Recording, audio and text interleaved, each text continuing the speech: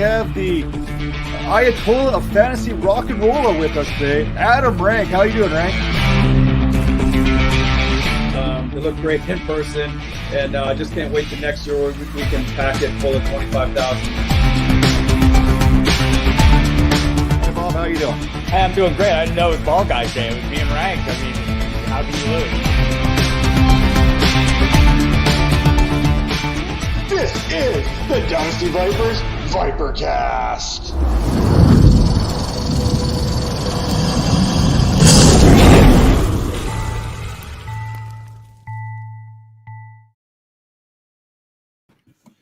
There you have it. This is the Dynasty Vipers ViperCast, episode number 108. We have just concluded week number 17. We are moving on to week number 18. And if you're still in a fantasy playoff right now, get out of that league. There's no need for playoff leagues in week number 18. In fact, you should be focusing your attention on fantasy playoff leagues right about now, not finishing off your fantasy championship in week number 18. Now, before we get into a little bit of an announcement here, Tara, how did you make out for your championships this last week? I did not. Yeah, and it was kind of shocking, really. I had, unfortunately, Kirk Cousins got me. He got me by not playing and taking away my Justin Jefferson. Tua got me, taking away my Waddle. It's just not a good week. I wish that last week was the championship. Yeah, it's a bad sign when you have teams that score like 200 points and then like the next week is inevitably like 100. That never fails. See, I had the opposite. I won 4 championships here. I was in 6 of them, but I also was in like 40 leagues. So the ratio is not so good. I like to brag with 4 championships, but that means there's like 36 others that I didn't win along the way. But I had quite the opposite. In a lot of those leagues where I had good teams, I stunk it up in that first round. But if you took the points for in the next 2 games, I would have won every matchup. I had the next highest score each week after the wild card, that first round of playoffs. So a little bit of a kick in the butt, a little salt in the wound there as far as fantasy goes on my end of things. But I will admit, shout out to my brother who beat me in our redraft home league. That must mean you didn't make any trades with him along the way then. I trained him well. He killed it. He did very well. Well, that's great because Jay deserves a big victory there in that home league. It was his time. Yes. But for those who have not reached fantasy glory this year and you want that one more opportunity to do so, we over at the Dynasty Vipers are offering that up to everyone right now. We have our 4th annual charity playoff league going down right now. With a little bit of a donation there, $20 donation. There's some prize money that comes into it all, but we've got some fantastic prizes from, Scott Fish. He's got something offered up there. We've got Trophy Smack, DLF, Dynasty Nerds, Fantasy Points. Shout out to the Fantasy Points Media Group who bring you this show each and every week. Dynasty Trade Calculator, FF Pod Shirts, Football Guys, RotoViz, IDP Guys, Viridian Global, the astronaut himself. He's got a little bit of data offering up there for everyone too joining in here. We have prizes coming up. We don't know what to do with all these prizes. That's how many prizes we got. We got prizes for where you finish. We got weekly prizes that involve this. And the key to this all is a portion of all this money that is raised is going right back into the fantasy football community to a member of our community who is in need at this time. So we are going to help out everyone, get a little bit of prizes going on there, have a little bit more fun. And there is that one more chance to kind of flex your fantasy supremacy, so to speak. Tara, I know lots of people on Twitter, they're calling you out for this. I know you're in. We've got that going on, but there's lots of people. Coop, he's talking trash. He's coming in there. What do you got to say about Coop there? I'm going to snipe him on tight ends. That's his specialty right there. And that's going to be my main goal right there. I hope we are together. I hope we're drafting, and I plan to I don't care how early. It's funny. I was just talking with Howard, basically saying that I am still team fade tight end. But in this situation, I might have to go early just to snipe Coop on his favorite tight ends. Well, see, this is a unique situation here because it's basically like a DFS style playoff format where you got to only pick one player one time the entire playoffs. So you need to make sure you've got in your head who is going to the Super Bowl, or else you may not have anyone to play that last week of the tournament. So you could go heavy off the get-go and then all of a sudden everyone you got eliminated. That's great. You almost want to pick a guy who's going to get eliminated because then no one else can use it. So if you use Patrick Mahomes in the first round and he gets eliminated in the first round, no one else gets him, and you can move on to the next quarterback. So it's basically a one and done where when they're eliminated, they can no longer be used. So fading tight ends, it could work. Maybe save yourself a couple big tight ends here a little bit later down the road, but it's a very unique type format, a little DFS, so you're in it each and every week. That's why we have a prize each and every week to the high score. So just because you may be in last place or this thing, it doesn't mean you're out of the prize pool. So that's one of the great things about this playoff league itself is everyone's in it right to the end, no matter what. And what we have right now is we've got a few teams that are still in it to win it right into the end. What games are you looking forward to this week here? Because week 17 set up some interesting matchups here that have serious playoff implications on the line. You got Los Angeles and San Francisco. If San Francisco wins and the Cardinals win their matchup, then also the Cardinals take home field advantage. The Rams get slid down. You've got to win it, and you're in it matchup between the Las Vegas Raiders and the Los Angeles Chargers going on Sunday night. You got an interesting Philadelphia Eagles, Dallas Cowboys game kicking off on Saturday. What's the one game that you're looking forward to this week? I mean, you're a Packers fan, so you're basically sitting, you're comfortable. You're playing the Detroit Lions, and could you lose to the Lions this week? I mean, it's possible. I mean, you're faced with the reality of this not really mattering, so players could sit, and even if they don't, they could not play very long into the game. So I guess it really just depends. I think we're going to see that with a couple of situations. Buffalo could be doing that, although I do think they're still kind of in contention for maybe a slightly higher seed, but it'll be interesting to see who's going full throttle and who's kind of mailing it in a little bit.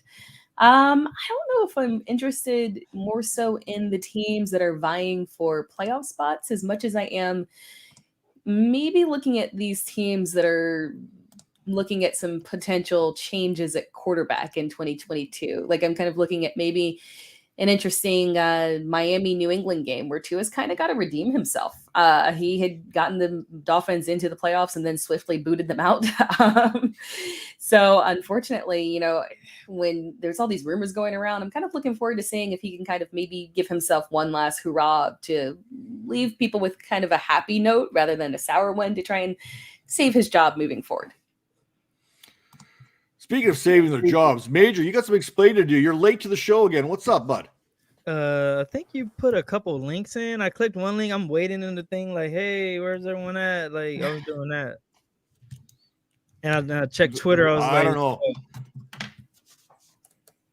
That's too much. I sent that second link because I was like, I don't know if he checked the first link, so I better send a second link here just to make sure he's on the ball here. But we're just talking about these matchups this week. What week 18 is giving to us right now after everything we're looking and dealing with. What's the one matchup that you're looking for? Are you big into the San Francisco Los Angeles Rams matchup, or is there another one you're kind of eyeballing? That's the one I'm on right there. That's the game of the week.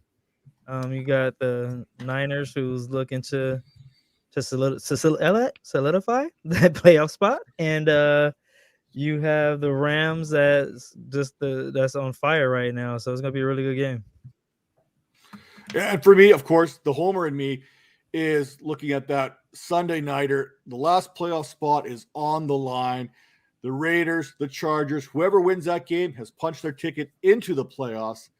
And I don't know what I want to bet on. You know what I mean? We got the point spread is, I think, right now 3 points for the Chargers here.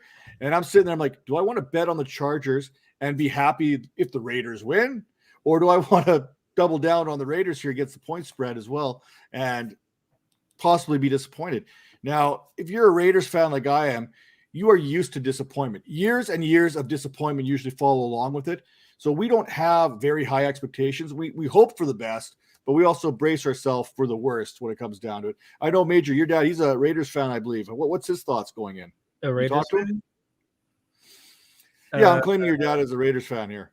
Oh, yeah, my dad is a Raiders fan, and he's I don't know. I haven't spoken to him about this game. I don't know. He's happy that the team is relevant again, but I don't know. He still has his reservations there. Well, speaking of reservations here, I'm looking back at our bold predictions from week number 17. Tera, you were close. I think AJ Dillon was a top 10. Aaron Jones was RB21 in PPR because that's all that matters. So that's a big, X there on that whole thing. You just heard Major go off of the sound effects. So close, but yet so far away. He's a little jealous. Depending on your scoring format. Like if you were in one of those leagues with a whole bunch of trucked up, first down bonuses and whatnot, which I might have been playing in one of those, so I know this for a fact. He actually was a top 20 running back. So you know what, man? I'm gonna count it as a win. I got a whole lot closer, I feel, than everybody else. Major's bold prediction wasn't even humanly possible. We're talking about yours right now. We're not talking about mine. We're talking about yours right now. So I feel pretty good about mine. I count that as if a win is worth 1 point, I think I got 0.97 on that one. So I'm rounding up. I'm good to go. Wow. Well, I know how to round up from 0, and it's still 0. So Major, can you explain your bold prediction? I think it's gonna happen. I think I was a week too early. He was gonna do it. If he would have played the game, he would have scored a touchdown. It would have been a great story. I was going with the NFL storylines. Sometimes you gotta play those storylines. The NFL's big on that. So it didn't work this week, but hey, there's always next week. There's always next week, and I'm not counting on my prediction to come true this week either. I had 3 Rams receivers with 100 yards, and I got none. Kupp, 95. Van Jefferson, 63. Odell Beckham Jr., 39, and a mean right hook. But they say go bold or go home, so I've been going bold each and every week, and I think my final total is 1 correct bold prediction throughout the season. So if I'm making a bold prediction, you're probably wise not to be listening to me. But you're right. They were the boldest. He just goes too bold. Hey, you got, like I said, no risk it, no biscuit. Bruce Arians, and you know how Bruce Arians feels about things. So you should have biscuits when you're at home, man. Just relax and eat your biscuits and relax. So I'm gonna ask this then: do you think Bruce Arians went home and had some biscuits when he left New York? Yes, maybe some whiskey. So at least he left. There were some of them who didn't leave the state. So that is well. He went to Brooklyn, right? That's how that broke down. And at least Arians left the field with a shirt on. That's another bonus because I don't know if anyone wants to see Bruce Arians without a shirt on. But let's talk about this for a second. Antonio Brown, is that it for him, or is there a team that's still going to give him another opportunity somewhere down the road? Major. It's a wrap, and I think he knew it. That's why he did it this way. And I hear everyone killing him in the media and everything, but I try to see it from his side too, and it was a little weird on both ends. They got some guy off the streets, some guy who never played football before, and he's a track guy, and he's getting way more receptions or targets than you, and they know you need to get the 5 receptions and 55 yards or something like that to make your that million. So it's like that stuff is weird. So I kind of get why he ran out on work. I think every person who has a job probably has felt that before. And it made for a funny meme. So I'm all for it. I'm pro AB on this one. Go ahead, Tera. Well, I wish I had the sound machine right now. What would you give me? I mean, yeah, I don't know what kind of sound effect that would be. I'm not opposed to what you're saying. Although I personally think he might play good. And we've got Josh Gordon who can still find his way onto a team. I feel like Antonio Brown's going to find his way onto a team again. It may not be next year. It may have to skip a little bit. It may be towards the end of the season. He might not find one, right off the bat, but towards the end of the season, some team's going to lose a couple of wide receivers and call him up, and there he'll be. I personally would rather call up Terrell Owens than Antonio Brown right now. I think Owens would actually give you more production than what Antonio Brown is giving you. And he might even do some sit-ups there at least on the sideline, but he's not going to leave you high and dry and just walk off the field doing jumping jacks and then say he left because of an ankle injury. And then go drop a single off an album an hour and a half later. Are you kidding me right now? And then ends up at a basketball games courtside. Like, come on, this dude is hilarious. comedy. It's pure.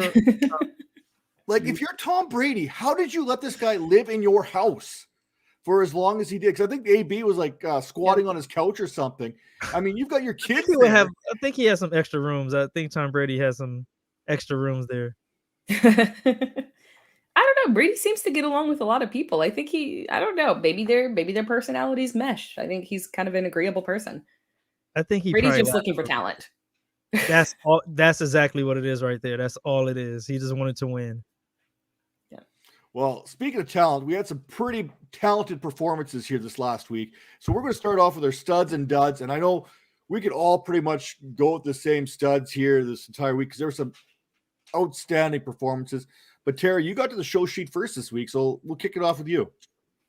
I did a little bit. I think Major kind of snuck in a few things before me, but I did get to the studs first. So yeah, I've obviously had to go with Joe Burrow. You can go Joe Burrow, Jamar Chase, either one. Probably the stack right there is what I should have gone with. But I mean, for the second week in a row, I mean, just an outstanding, crazy performance. He literally has thrown for 1,000 yards, nearly 1,000 yards in 2 games. 8 total touchdowns. Wild. At this point, you're just looking at him and the combination of him and Jamar Chase, and you got to feel frightened for teams that have that stack in Dynasty moving forward. Absolutely insane. He's literally vaulted his way up to QB8 on the season, or QB5 on the season. So yeah, my set of the week, Joe Burrow. Special shout out to Damian Harris, who had a pretty fantastic performance as well with 2 touchdowns. Yeah, I just wanted to congratulate him. Like, Can you imagine what you Damian thought I was Harris gonna be could have nice. I done? wasn't gonna be nice. I wasn't gonna be nice. I was really Tara, surprised. while we're here, what was your projection for Damian Harris had they been in a closer game? If it was a closer game, I think he would have gotten probably more yardage on the ground is probably where he needed a little bit more. Probably over, I would probably say over 120, 4 touchdowns total, I think was well within the realm of what he could have done. But yeah, as you mentioned, it was a blowout. So once they got to the second half, they just really wanted to save him up. You know, he's had those hamstring issues and they want to save up their RB1. So obviously they said, Damian, take your rest. Ramadre, come on in. I think that's pretty fair. I think that's a fair assessment on that. Am I being punked right now? What's going on right now? I'm looking around like, where's Ashton Kutcher at? What's going on over here? Well, I think Ashton Kutcher was in New York with Antonio Brown for this next dud that Tara's going to bring you. Yes. And my dud of the week, Ramadre's. No, I'm just kidding. My dud of the week. No, he was actually good in relief of Damian Harris. My dud of the week is Ronald Jones. Oh my God, that one hurt. Yeah, unfortunately, there. I mean, you just really expected him to try and step up with a fantastic matchup against the Jets. Should have been highly productive on the ground. Only played barely into the second half with a total of 10 carries for 26 yards, average of 2.6 yards per carry. It's not pretty. It wasn't good. It should have been more productive. The Jets have literally been slammed on the ground by talent at running back this season. And I was just highly disappointed from Rojo. I just let me down again. How many times? I mean, there's a saying that goes, when you talk about doing the same thing over and over and expecting the same result, this is the Ronald Jones experience that we have going on here, right? Doing the same thing over and over. And guess what? Once draft season kicks off next year and Ronald Jones ends up undoubtedly somewhere else, the hype is going to get up for him again. And someone out there is going to make the same mistake. And then they're going to bring everyone else with them, because all it takes is one person with any kind of influence to believe in another person, and all of a sudden everyone's coming in and buying into that a little bit, buying into the system, buying into everything. All of a sudden we're going to be all about Ronald Jones. Again, it's a trap. Don't fall for it. But he's going to get it together this next year. He's going to be good. I'm done having faith. The talent is there, man. It's like, I can't do it anymore with Rojo. No, it might be we might have the second coming of Zach Moss experience, unfortunately. Wow. More on him a little bit later. Wait, Tara's coming with violence today. It's going down. Let's go. Good show. Yeah, I'm tired. It's going to be a spicy show. I can see that. Well, speaking of spice, tell me someone who was hot, Major. Who was your stud in week number 17? I'm gonna go with a couple Ra's. I'm gonna go with Amon-Ra St. Brown, 8 receptions, 101 yards. He's really coming into his own as wide receiver 1 of that team. I think there's like no questions about it. What's the last 3 weeks, 3-4 weeks? He's been just out of control balling. So he's one of the players that I'm trying to grab up as much as possible in the offseason. And then What was the other rah?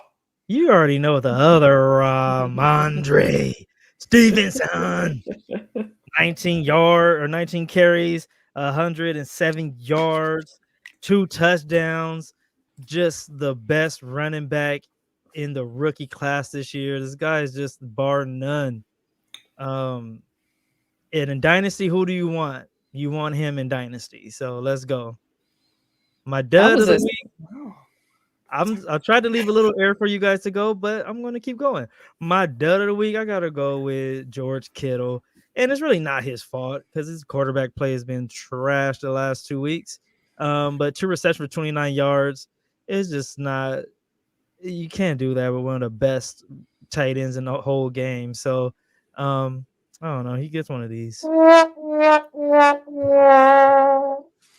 do we think that George Kittle can get right with Trey Lance? Do you think, or what's your thought there? Because typically a tight end is the best friend to a young quarterback. Trey Lance still threw for 250 yards, but only 29 of those went to the best player on the 49ers. Yeah, I was going to say that phrase because I thought he was going to have a huge game because the tight end is the a young quarterback's best friend, especially when you just throw the ball anywhere and he's going to catch it. So I think he's a safety net, but for some reason, maybe the defense is triple teaming him or something like that. Maybe trying to make the young quarterback throw to the receivers, but you have to force the ball to a player like Kittle. So, yeah. I mean, they've got enough talent around. They were getting the ball to Brandon Ayuk. He certainly has a connection with him. So we'll see how that kind of forms going forward if going into 2022, if that's something that we can get behind. Now, for me, obviously the stud, I'm going to stack up on Tera's Joe Burrow here. 55.6 fantasy points, 11 catches, 266 yards, 3 tutties. Jamar Chase. Are you kidding me? That was a very Randy Moss-esque Thanksgiving type performance that he put together. I mean, you knew Burrow was going to throw to Jamar Chase, and you knew you could not stop it from happening. The Chiefs knew it. Everyone in the stadium knew it. You knew when the Bengals needed a big play, where it was going, and there was nothing anybody could do about it. Now, I had Jalen Waddle as my wide receiver 1 out of the rookie class. I had him above Jamar Chase. And I also said I wouldn't argue with you if you had Chase as number 1. But I'm telling you, right now, Chase has separated himself a little bit, unlike what his separation problems were in the offseason. A lot of people criticized for him. I was watching some of those videos. There was no one within 10 yards of Jamar Chase on a lot of those. It looked like he was in college again. It was crazy. I mean, you can put that all down to rest.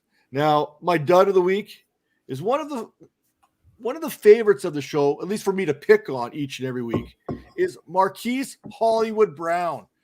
What a dud. I mean, we're talking 3 catches for 28 yards. He was the wide receiver. He is the wide receiver 17 on the season. He gave you 3 catches for 28 yards. I'm not great at math, but that's about 5.8 PPR points right there. That's not what you're expecting in your fantasy championships each and every week, even with Tyler Huntley, Tyler Huntley has been a good quarterback for fantasy the last few weeks when given the opportunity to do so. He had a bad game. It wasn't his best game, but I mean, he still gave the Ravens a chance to win the game when it was all said and done. Yeah. So that's kind of where Marquise Brown, you get my dud of the week, but man, Tera, your IDP player of the week could have also been your stud of the week. Where are you going? Could have, really. I mean, good Lord, to be a member of the Watt family. Yeah, TJ Watt, 5 solo tackles, 3 tackles for loss out there, absolutely terrorizing the quarterback, 4 sacks, 5 hits on the quarterback. I mean, good Lord, that wasn't it. I just kind of got tired of writing out stats. He had a fantastic week. He is the best IDP defensive player out there right now. Incredible performance from him. Side note, did anyone else catch that Major said best rookie running back Ramondre Stevenson? I heard that. That was definitely something I heard. Not Javonte Williams, not Najee Harris. That was I think it bold. was Ramondre Stevenson. Yeah. I just wanted to make sure that we pointed that out. But can we The talk clips. for a second how dynamic TJ Watt is? I think he's played like 12 games this season. He's got 20 plus sacks. I mean, he's right on the cusp of breaking that sack record held by Michael Strahan right now. And he only played 12 games. So even in an 18-game schedule, if he breaks the record somehow, it's going to be tough to do this week, but against the Baltimore Ravens, I believe they're playing. If he can break that, technically he's only played 13 games. I'm willing to go, you know what? I don't care if this is an 18-game schedule. That record is standing. Man, he's just been so impressive. Yeah. And the only problem is, you know what I say, your best ability is your availability more often than not. But could you project, like, I don't know what the projection is. I'm not that good at math, but we're talking like, what, 28 sacks if he would have played 18 or 17 games this year? He said 20 sacks. Wild. I don't know I think he's at 20 and a half right now. I think what his number is right now. So it's like one. I don't have calculator. I have to use a calculator. I was promised there was no math involved. It's about 28, 29, about 29 sacks. Yeah, it's unfathomable how he can get after the passer. Now, Major, what's your IDP player of the week look like? I'm gonna go with Chuck Clark. My man's fresh off the COVID list and balled out. He had 7 tackles, 2 picks, and returned 1 for a TD. It's a lot of garbage time, I think. I don't know. I didn't really watch that Ravens game. Was it a bad game? Is it a blowout, right? Oh, it wasn't a blowout. Okay. Well, so he had a good game then. So, yeah, I'm going to give it up to Chuck Clark. I think the final was 20-19. Yeah. I think it was a comeback at the end to kind of make it a little bit closer than what it was, I think. But, no, to have 2 interceptions in one game and to have a return one for a touchdown, that's balling out to me. And for me, I'm going to go with Saints pass rusher. We talked about TJ Watt and how dominant he was. By the way, Baker Mayfield, I think he's going to opt for a shoulder surgery this week after being sacked like 10 times in the last 2 games. He has been absolutely abused the last couple of weeks. First, the Packers got after him. Then the Steelers got after him. But another guy who's been getting after the passer is Cameron Jordan of the New Orleans Saints.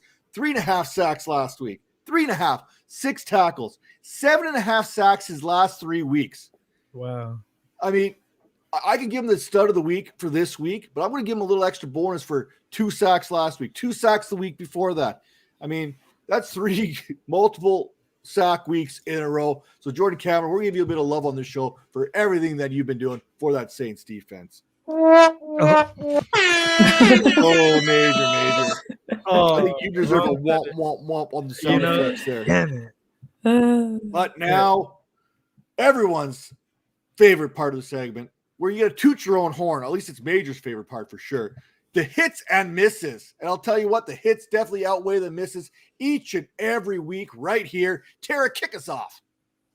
Yes, let's kick off right here. With my hits, Foye Aluakan, I think we have him a little further on down as we talk about the recap. He was also one of the players that I drafted. Fantastic performance. Great. I mean, he's really been fantastic all season long. Another hit was fading Zeke and Pollard. Predicted that they were going to struggle against that Arizona defense, and that you really did not want to go with either one of them. Pollard was a little bit better. Zeke was absolutely miserable if you started him. So,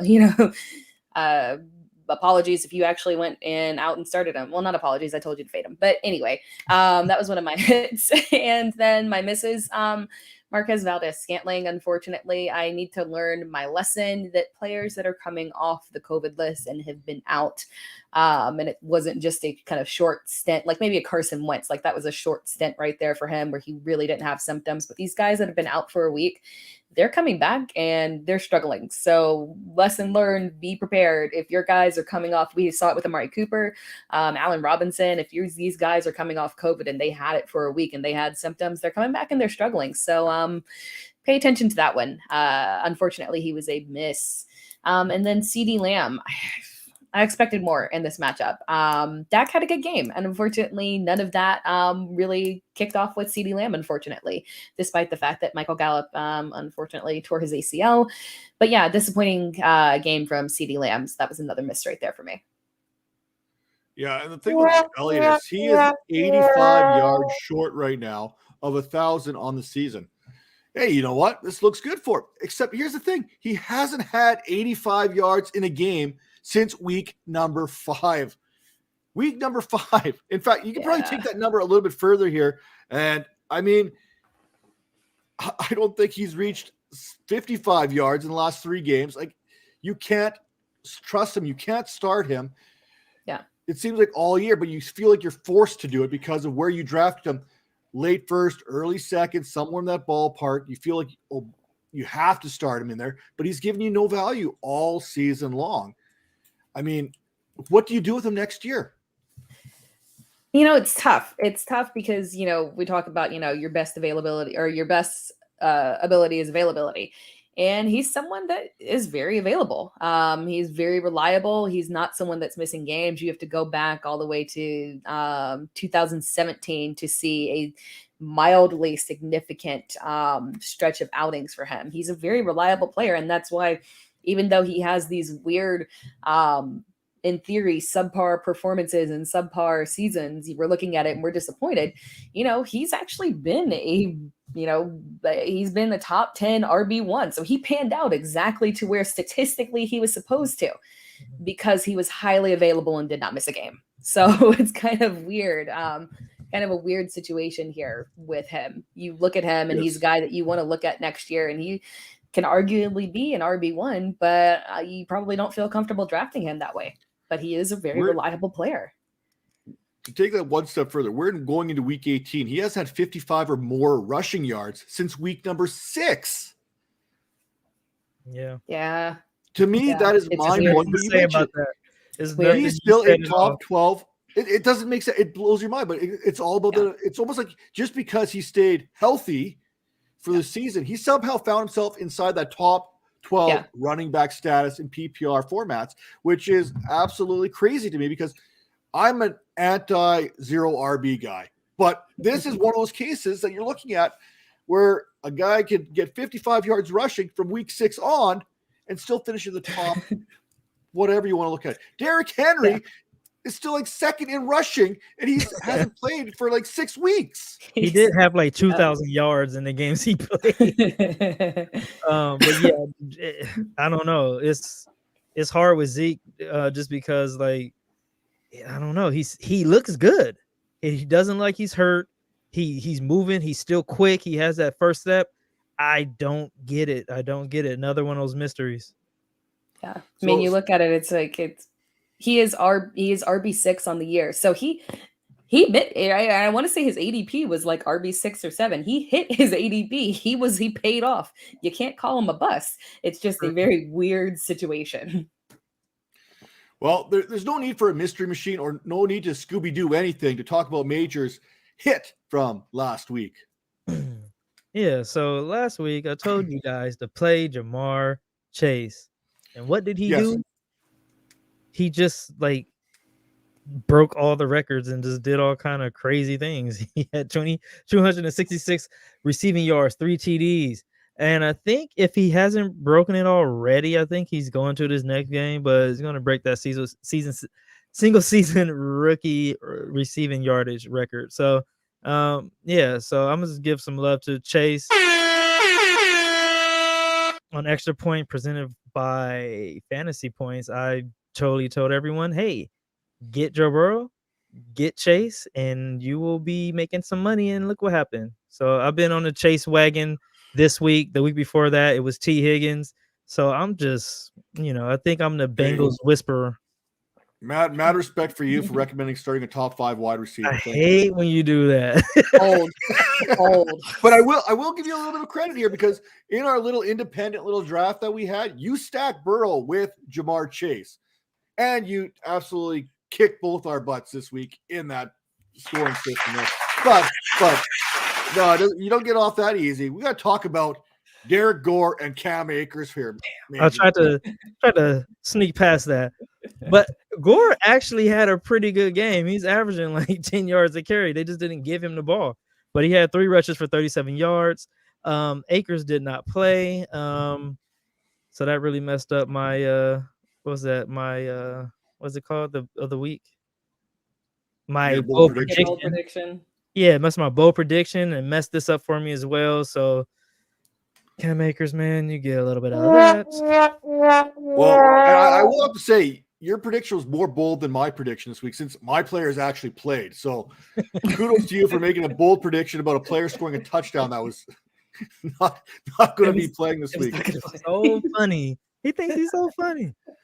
So I'm going to start with the negativity first because I like to go on a higher note here. I'm with Tera. I had full belief in CD Lamb this week. I thought Dak and CD Lamb stack was going to do wonders here. Dak had a solid game. I think he threw 3 touchdowns. Just none of that went to CD Lamb. The Arizona Cardinals had been giving up yards recently in the passing game to wide receivers.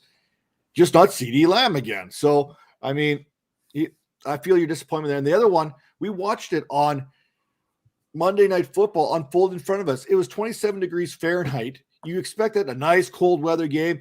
Let's pound the rock in there. And you've got a guy like Nick Chubb, who is probably the best pure running back in the National Football League, and they weren't using him like that.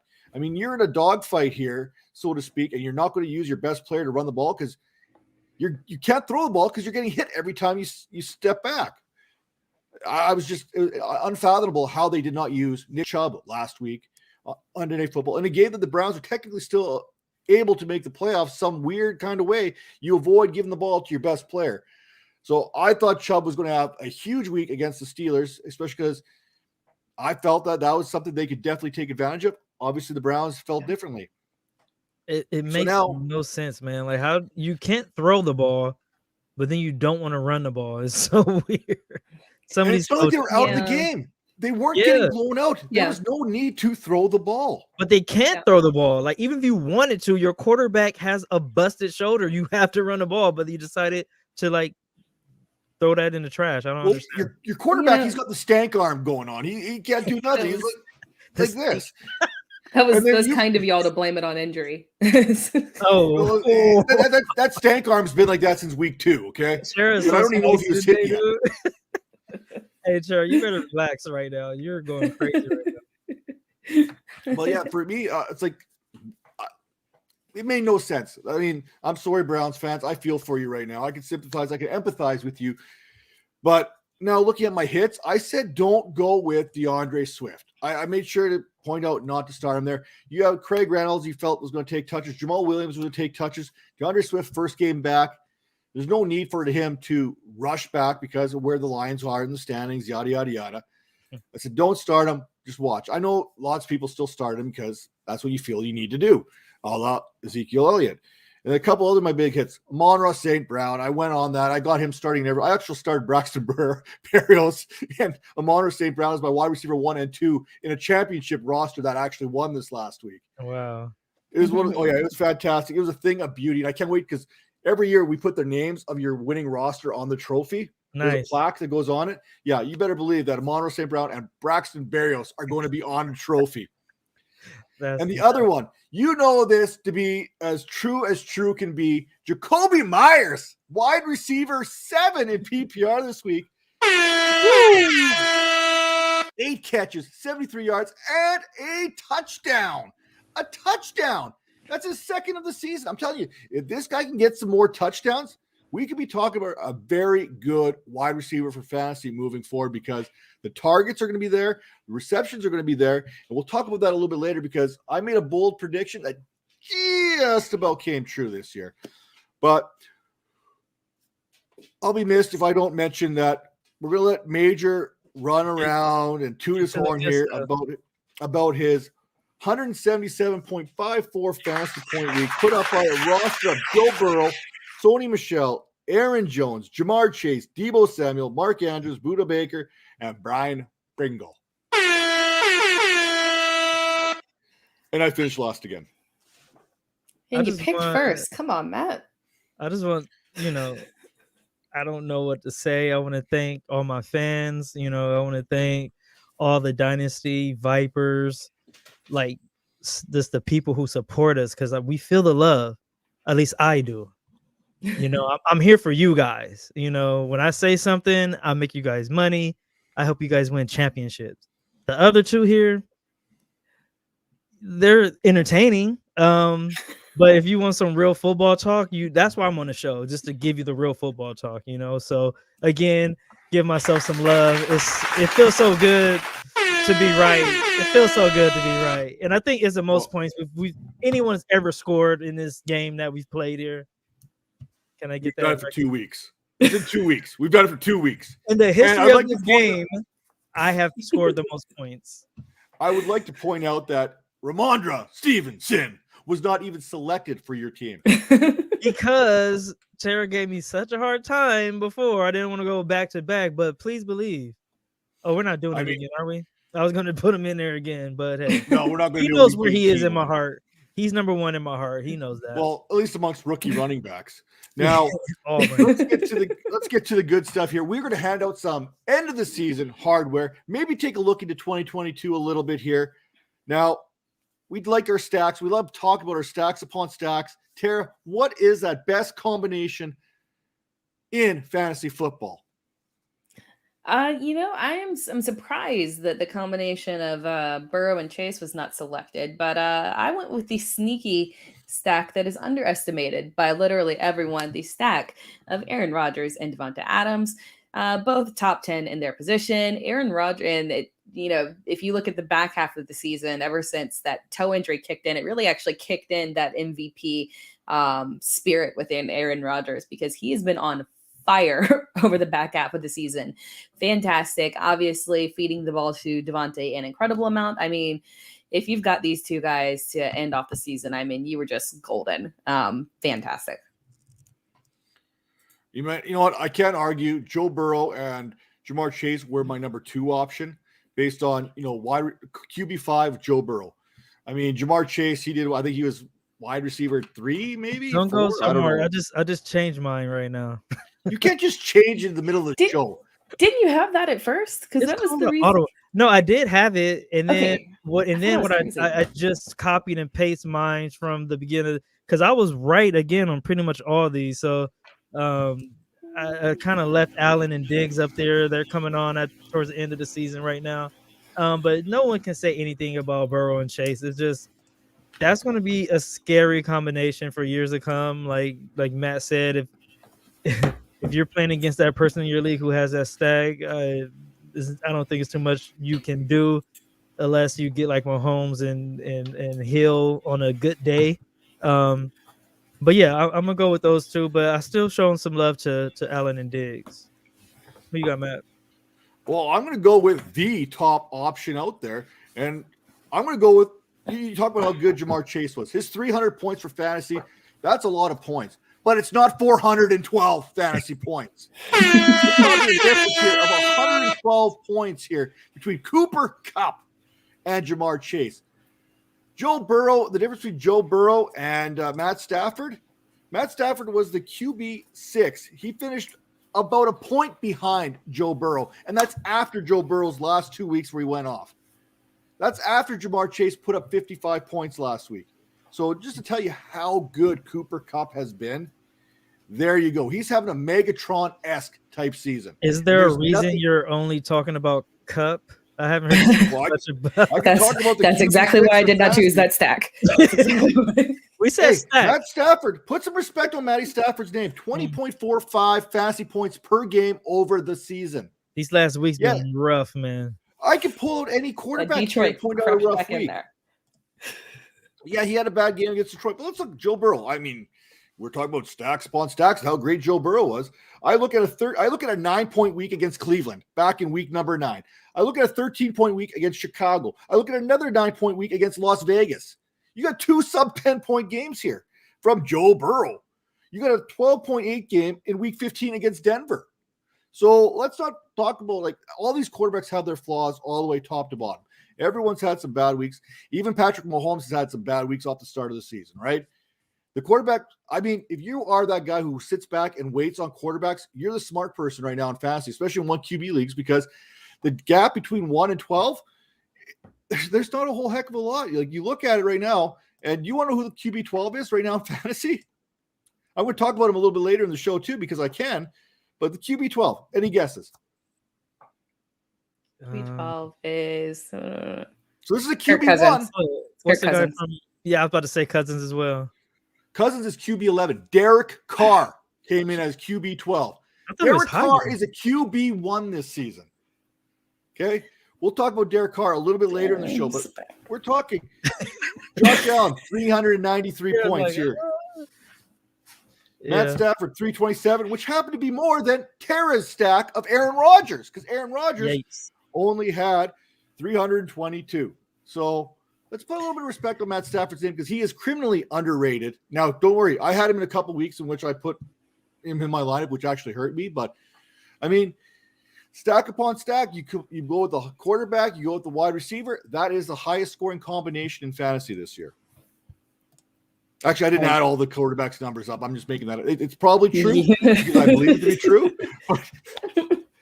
We don't have a fact checker on this show, so what I believe to be true is my factual evidence. Now, it's not me, it's you award. The player that you refuse to draft come 2022 based on what we've seen here in 2021. Tara, who are you avoiding next year? And by the way, it's not me, it really is you. Who is that? It's the exact same player that I avoided this year. I will continue to move forward, and I will not be wrong. It's Miles Sanders. I'm not doing it. There's no situation that can make me draft Miles Sanders. I'm not going to draft a running back that cannot score a touchdown. I'm not going to draft a running back who will cede carries to Jordan Howard. I'm not going to draft a running back. I'm sorry. I can't do it. I won't do it. I'm sorry, Miles Sanders. You're a very talented guy, but it's just maybe you can escape. Maybe you can't. If you left the team, maybe I'd think about it. Probably not, though. No Miles Sanders for me. I can't wait to take a screenshot of the show sheet after the fact, because Major has scratched up everyone he once had on it and changed it so far. And his next 2 selections here in the next 2 awards are going to absolutely blow your mind. But Major, who's that player that you're going to refuse to draft in 2022? I'm gonna keep mine as same as last year. I'm gonna go with any Cowboy. It's Niner gang, bang bang. I don't care about any of this fantasy stuff or DFS or whatever. I do not like Cowboy players, even though I do have Michael Gallup in one of my leagues, and just because I thought he was leaving next year, but him getting injured is really gonna suck for him in the offseason. But yeah, I still don't like a Cowboy. I will not draft a Cowboy. So just remember these wise words from Major when we get into the next part. Now, for me, it's Christian McCaffrey. I'm done. I am done. I don't care if he blows up next year. I am not drinking that Kool-Aid out of Carolina. Fool me once, shame on you. Fool me twice, shame on me. Fool me 3 times, I should just quit altogether, because that's exactly what we have with Christian McCaffrey right now. And you know what? He's going to get drafted in the first round, but it will not be by me next year. I promise you that much right now. Now, I miss you like crazy. Who is that player that you wish you would have drafted? Oh, yeah. It's Debo. I drafted a whole lot of Ayuk, and I said that I would be hurt missing out on Debo Samuels, and hey, I was correct. I was hurt by missing out on him. Although I did get him in one league, but for the most part, I went with Ayuk, and unfortunately, fortunately for Debo, I think there was a lot of skepticism wrapped up in him around him being injury prone, and the fantastic way that Ayuk looked last season, the combination of Kittle, the 49ers run game, and he just balled out of control. second only to Cooper Kupp this season in terms of superstar status at wide receiver. So, I mean, yeah, I wish that I could have had more Deebo Samuel. A commonality of teams that had him and drafted him, and his ADP just carried and sailed through to championships. Yeah, I mean, 310 fantasy points, wide receiver 3 overall. When Ayuk was kind of I know Major was big on the Ayuk train there as well at the start of the season. Now, Major, you're going to have to speak really slow for me here on the next one. Who's that player that you wish you would have drafted? I'm going to go with CD Lamb. And it's the same explanation I had at the beginning when we did this before. I will not draft any Cowboys, but I can still look and be like, oh, I wish I had CD Lamb, So I don't know if you're allowed to do that, though. It is. It's like you can window shop. My heart won't let me do something that my mind want me to do. Does that make sense? Yeah. Is your wife okay if you window shop, or is that completely different? Oh yeah, I wish. I mean, you can just. It's all kind of relationships out here now, Matt. You know what I mean? You know what I'm saying? I don't think you can wish you had CD Lamb but refuse to draft CD Lamb in the same. Because if CD Lamb was on a different team, I would be all about CD Lamb. But because he's with the Cowboys, it's just ugh. I get it. I mean, I don't get it. I draft all kinds of NFC. Well, not all kinds. I'm not drafting a whole bunch of Detroit players, but Darnell Mooney, all that stuff. So I'm okay with it. I'm okay with going with getting my rivals. I'm okay with it. You gotta ease up, Major. Go out and get those rivals. But Dallas and San Francisco have been rivals since the early 90s. Yeah, and 5 years old then. Thank you. That's when I loved it, though. That's when I was all in. And they hurt my feelings a few times. So I will forever hate Dallas Cowboys. And it's my brother's favorite team, so we go back and forth. So, it is what it is. All right. Well, the player I wish I would have drafted is Hunter Renfrow. I mean, you're talking about value plays all over the place. And I'll be the first one to admit I did not see Hunter Renfrow having a wide receiver 1 type season at the beginning of the year. There was no way you could have convinced me of that. He finished as the wide receiver 11. And I just wish I had more of him in PPR. I mean, he's got that Julian Edelman. He might not get those touchdowns, but he's going to get a ton of receptions no matter what you're looking at. And in PPR, I don't see that changing next year. I think he's going to be right in that 10 to 15 range next year as well, even with Darren Waller returning, just because of because he is one of the best pure route runners in the National Football League. Yuck. So even with them going out, the Raiders are going to go and get some receivers. I would have thought that 3, 4, 5 years ago. They haven't done it yet. They tried to go through the draft and it just didn't pan out. But they have to get Derek Carr some receivers at least one of these years because his clock is ticking. Even then, it's not going to be a replacement for the role of Renfrow. They need someone else to fill a different role. So I don't see his role changing. I think he's still going to be very steady. I don't think he's going to get all the targets he's getting now, though. You think he'll still get the same volume with Waller back and maybe 1, maybe 2 good receivers out of free agency or whatnot?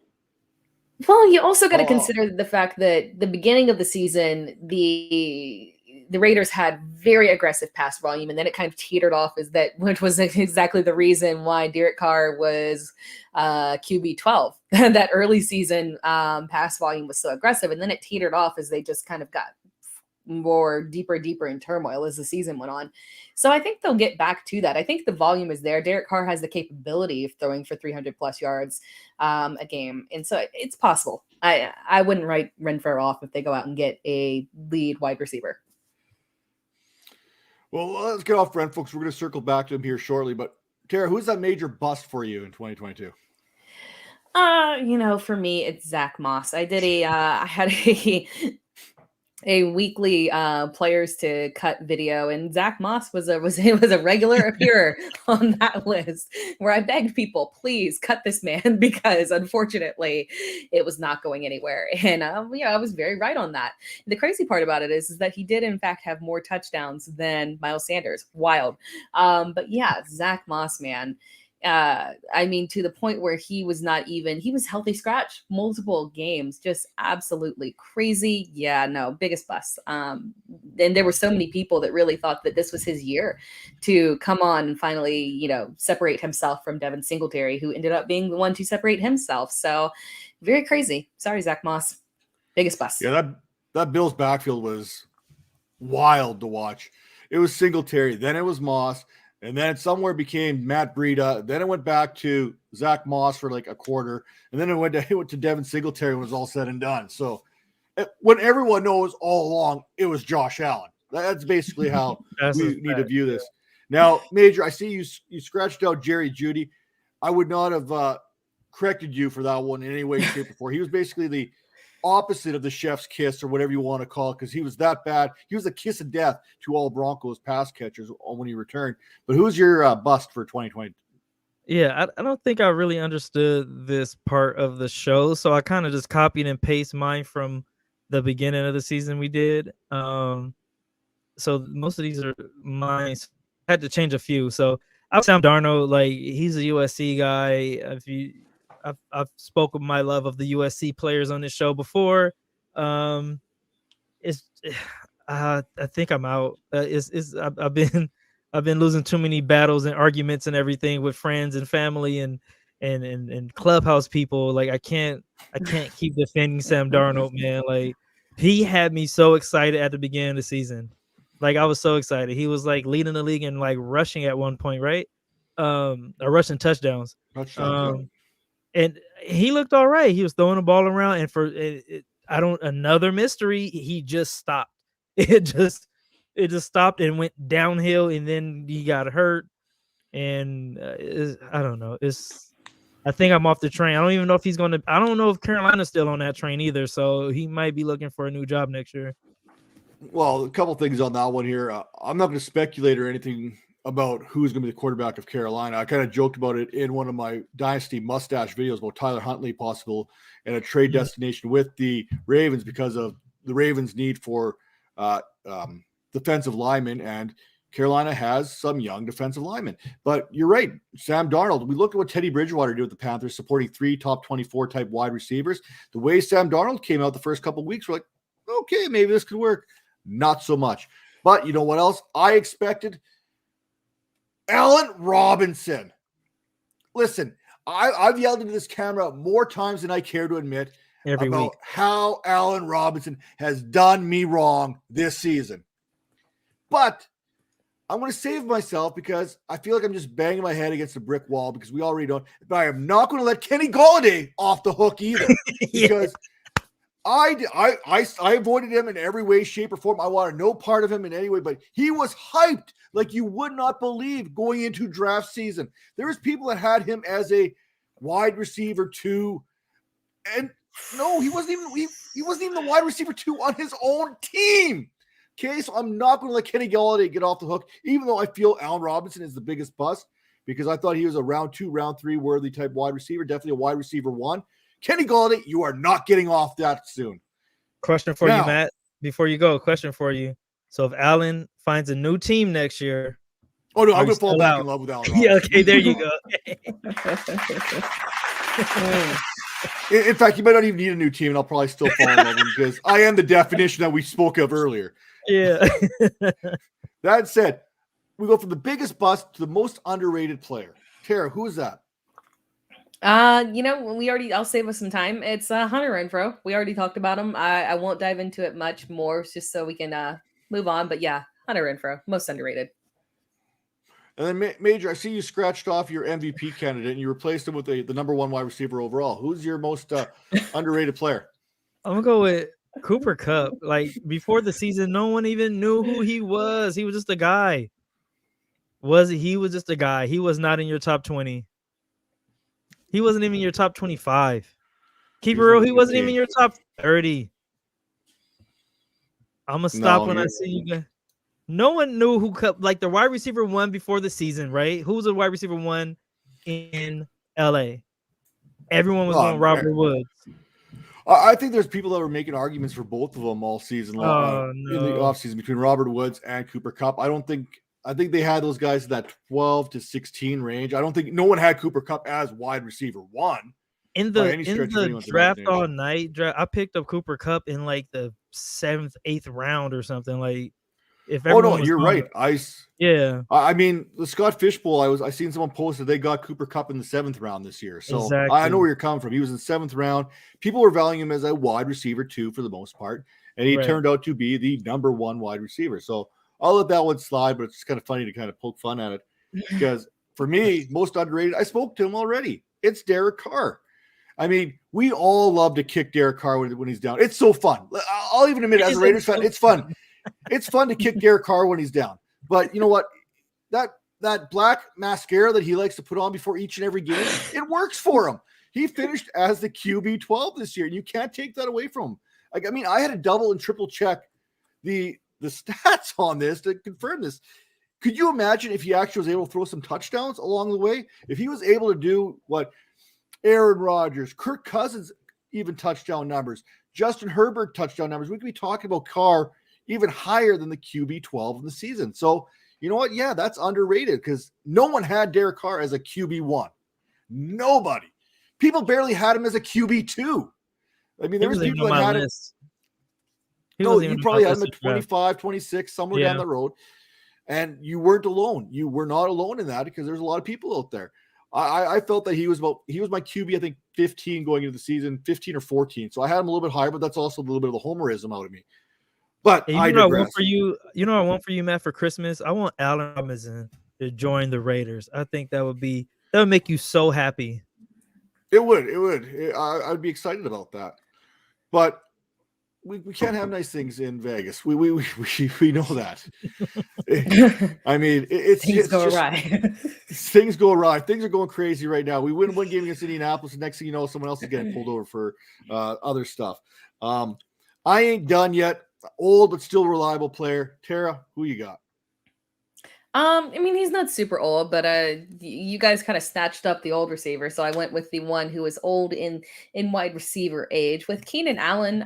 Yeah, he's a seasoned veteran, and he started off the season a little shaky, but ended up a wide receiver 1 yet again. Keenan Allen, he's just so incredibly reliable, particularly in PPR.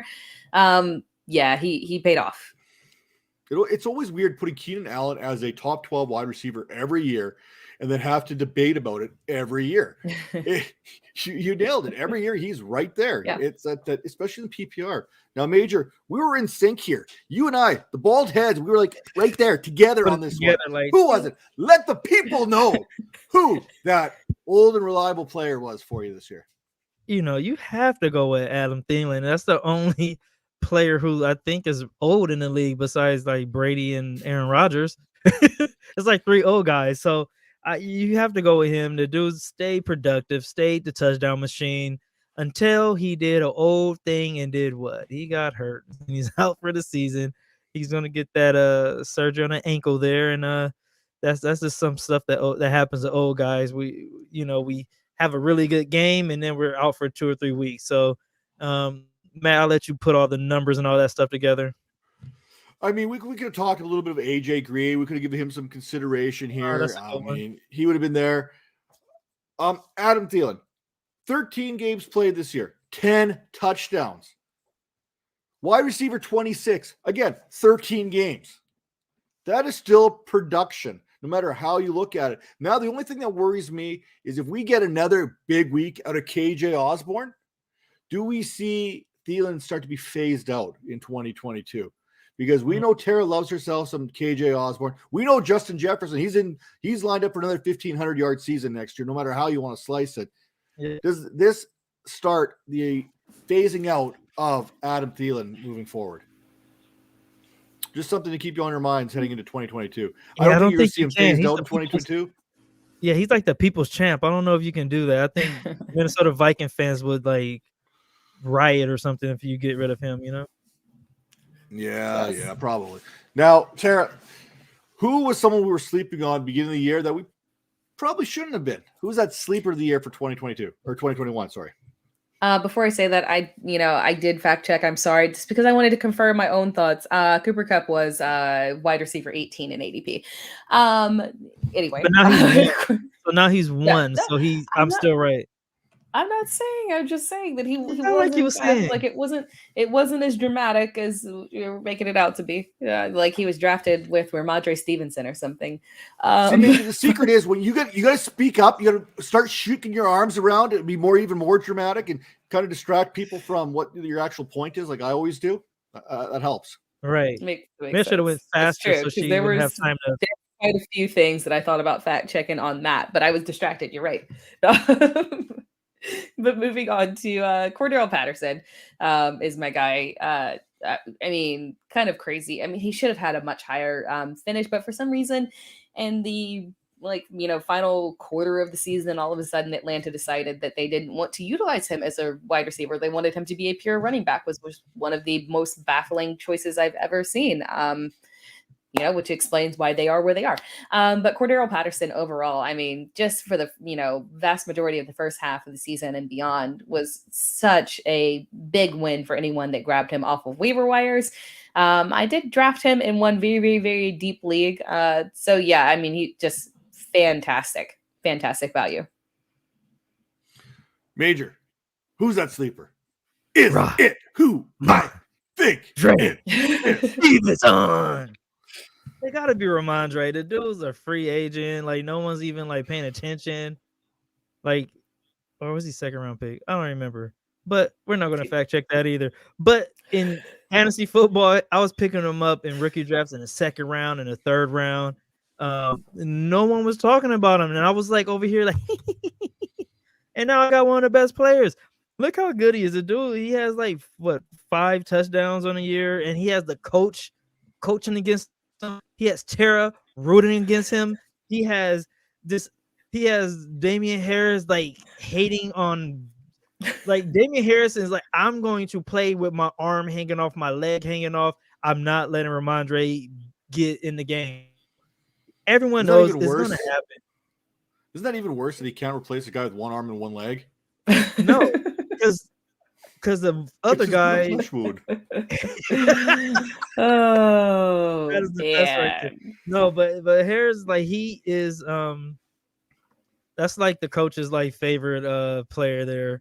I don't know if it's offensive coordinator or if it's Belichick, but someone loves that guy over there. Even though he sat out a lot his first year, so I think it's just a New England like hazing thing. So next year, Ramondre is going to get more reps, and you're going to see exactly what I'm talking about. And when I get Ramondre to come on this show, I want you guys to both keep that same energy. Oh, I got no shame. You know that. And I've also got foot and mouth disease, so you know I'm going to say something stupid. It's going to happen. Right. Now, what wasn't stupid... We're going to invite all the Dallas players on the show. I will let them know that I love each and every one of them. Well, you know who I loved, who I was over the moon for back in April? Darnell Mooney finished the season as a wide receiver 27. That's just on the cusp of a wide receiver 2. Okay? He was getting drafted later than the 10th round in every draft. Every draft. I remember writing an article about him in the Football Diehards magazine there with Bob Harris about how he was going to definitely improve on that ADP. He was going to outperform it, and he certainly did.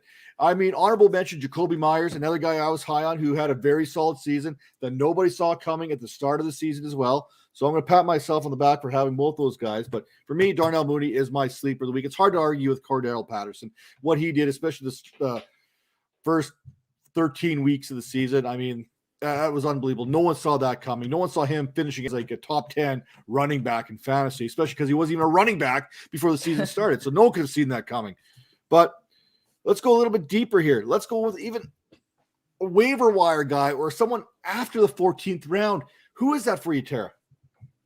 It's Dalton Schultz. I mean, fantastic. I was going to read off a list of guys drafted at higher ADPs than him, but I mean, think of literally any tight end. They were all drafted before him, including Blake Jarwin, who he tight end 4. who he overtook very quickly into the season. I mean, Dalton Schultz has just been fantastic, and honestly, looks like he's played his way into being the clear tight end one of that Dallas offense moving forward, even when Blake Jarwin comes back. So yeah, he's tight end 3 in PPR, 4 in standard. I mean, he's just been so incredible on the season. And Major, well, you're going with someone who was actually traded to a team kind of out of desperation. Who is that super sleeper for you? I'm going Sony Michel again. This is mine from at the beginning of the season, and again, I was right. He came on and kind of put that team on his back and kind of forced them into the playoffs with the quarterback throwing interceptions like every other play.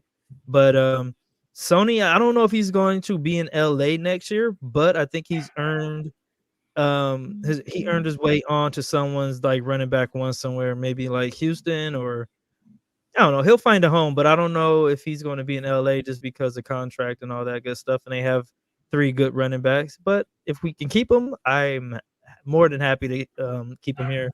But yeah, Sony, he had a really good end of the season. Listen, my super sleeper before the season started was Ramondre Stevenson. But that's not my super sleeper now, because my super sleeper status, it belongs to Daryl with 1 L Williams. Are we sure that he's not the better option in Kansas City than Clyde Edwards-Helaire? Are we positive of this?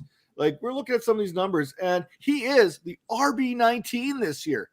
He has been a solid RB2. Even with Clyde Edwards-Helaire healthy, he's still found a way to cut into this offense, a very prolific offense, a high-powered offense of the Chiefs. He has still been able to factor in each and every week, giving you that touchdown upside and pass catching.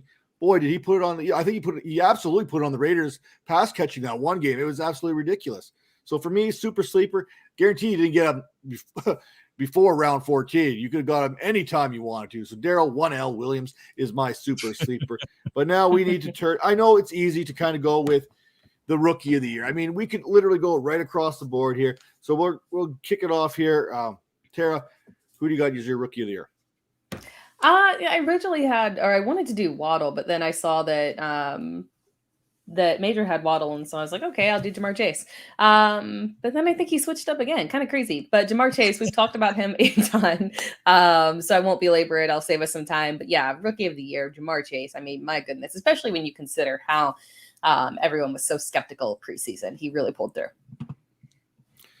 Major, I assume you feel the same way. I do, but I'm gonna just add a Cole, and I'm gonna put Waddle back up there. I was big Waddle, like you said, Matt. He was my wide receiver 1 in this draft, and quietly had a really, really productive rookie year, especially with the quarterback woes they were having. And you've seen what happened when Tua started playing just a little bit better. Waddle just kind of balled out, but I'm gonna give them a co-MVP because one did it with yards, one did it with receptions. Both of these guys I think are going to be like mega stars. And beginning of the season, I had Najee Harris. I had to cross him out just because he did have a good season. And I'll let Matt take that one. Yeah, I mean, before last week's performance where Jamar Chase put up 55, it was a lot closer between him and Waddle. Waddle finished the season with 232 fantasy points, especially in PPR. So it was a lot closer there. About 55 points, that separates you pretty quick when you're talking about that kind of stuff. Najee Harris, I want to give him my MVP or my rookie of the year vote just because everyone else has already given it to Jamar Chase here. I mean, you're talking about 300 points for Jamar Chase in fantasy, 55 coming last week. Now, with Harris, he finished the season with 291. He did not have 55 last week. So, I mean, consistently throughout the season, Harris performed really well. Again, Jamar Chase, absolute difference maker. But, you know, let's give a little bit of love to the Alabama back here in Najee Harris. Now, don't call it a comeback, but comeback player of the year, Tara, who do you got? I originally said Dak at the beginning of the season. I feel like that's still justified, but I got to give it to Joe Mixon, man. The way that people were so incredibly skeptical of him, and to finish as the RB4, almost, we still got a game, but to be the RB4 in PPR for running backs. I mean, fantastic, especially considering, there were certain games where they phased him out a little bit, and then having to compete with such prolific pass game, you have to give it up to that man for pulling through, being healthy, and showcasing that, he's still that guy. He's still a fantastic option, a RB1. So good for him. And the worst part is we're going to still value him as an RB2 next year. Yeah. We're not going to draft him until late second round, early third round, because it's Joe Mixon.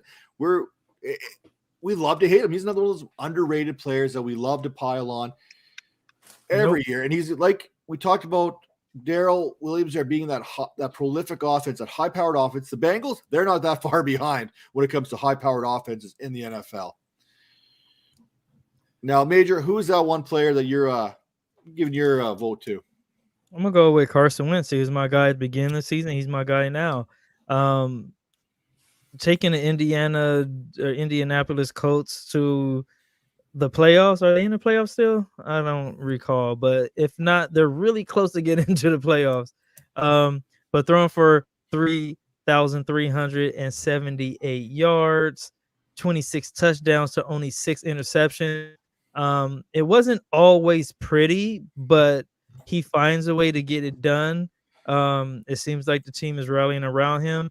I just want him to stay healthy for one whole season just to see what would happen. I don't know. Like, he seems like he wants to ball out and something always gets in the way. But and I've been watching the HBO the Hard Knocks. It's been pretty good. It makes me like him a little bit more. He's a good guy. Yeah, before we Carson Wentz, he's a very lovable character there. Bible studies with Frank Reich and all that other stuff. He got right this year. Everyone was kind of knocking him down with the Eagles. It was easy. It was like I said, it was easy to kick Carson Wentz down. Seeing ghosts, you could see him struggling last year. That offensive line, it went through so many different combinations. I think it was like 14 different combinations in 17 weeks. So there's a reason why Carson Wentz is a little gunshot behind center. But hey, Anthony wants to know, the NFL is saving the best for last. Raiders, Chargers, Sunday Night Football. How do you like the Raiders' chances of clinching their first playoff berth since 2016? That was the season in which Derek Carr broke his leg and the Houston Texans won the playoff game.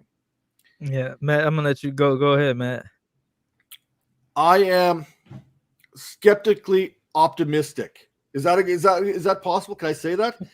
What I'm gonna translate? You said absolutely nothing.